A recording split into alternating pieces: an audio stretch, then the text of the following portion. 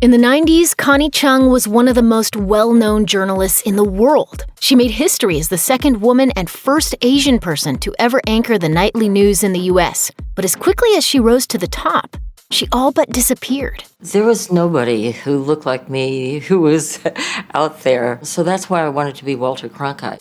Chung was born in Maryland to immigrant Chinese parents. As the youngest of 10 children, she said her family found her decision to study the then budding field of TV journalism surprising.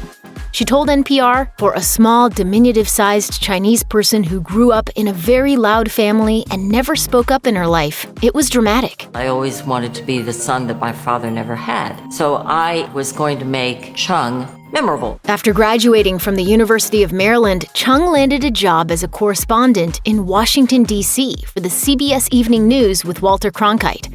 It was there that she proved her knack for chasing the story. She recalled an impromptu interview with President Richard Nixon during the height of the Watergate scandal, telling "Watch What Happens Live." And I happened to be walking into the White House, and he's just standing there, and he was underground. He wouldn't say a word. She went on the air that night with an exclusive scoop.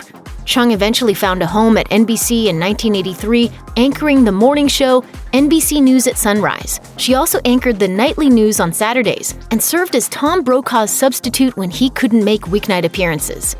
As a young journalist, Chung's success came at the cost of being forced to face discrimination from men in her industry. In 2018, after the rise of the Me Too movement, Andy Cohen asked Chung if she had ever been harassed during her career, and she said, Yeah.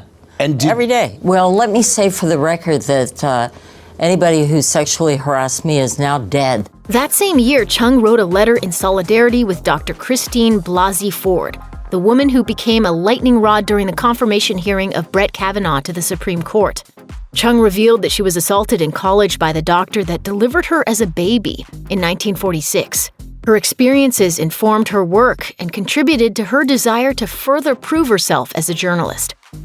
After spending 6 years at NBC, Chung moved back to CBS. At first, she headlined weekend coverage, anchoring the CBS Sunday Evening News and face-to-face with Connie Chung on Saturdays. Then in 1993, she was promoted to co-anchor of the CBS Evening News, sharing the spot with Dan Rather. The decision to have two co-anchors was immediately criticized, even by Chung, according to NPR. Hey folks, it's live television. That's right. Though she did land several interviews that were praised by critics, such as her conversation with Bill Gates as Microsoft began to take over the world, and then Magic Johnson following his HIV diagnosis, it was not long before her work came under fire for both its format and content. Both Chung and CBS were criticized for what the Baltimore Sun described as embracing the, quote, mindless celebration of celebrity. Interviews with disgraced figure skater Tanya Harding and with Faye Resnick, who made headlines at the time for her friendship with O.J. Simpson's murdered wife, Nicole Brown Simpson, drew big ratings as well as backlash. But Chung anchored two now infamous interviews that damaged her career beyond repair.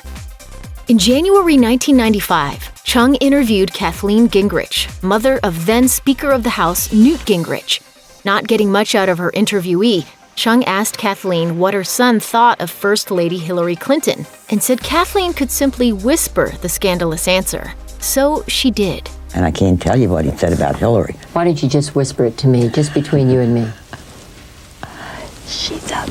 Kathleen claimed she didn't know she was being recorded, which Chung claimed was a lie. In either case, Chung was heavily criticized for what many perceived as journalistic malpractice. Months later, an interview Chung conducted following the Oklahoma City bombing effectively ended her career at CBS. Speaking with a member of the Oklahoma City Fire Department, Chung asked, "Can the Oklahoma City Fire Department handle this?" Her tone was widely perceived as sarcastic. Letters and calls poured in from around the country, and even Dan Rather reportedly complained. A month later, Chung was out at CBS. In the decade following her exit from CBS, Chung bounced around between networks, spending 3 years with ABC before getting her own show, Connie Chung Tonight on CNN. Having received poor ratings, the show lasted only a year before being canceled in 2003. By 2006, Chung was co-hosting Weekends with Maury and Connie alongside her husband, Maury Povich. The couple had adopted their son together in 1995.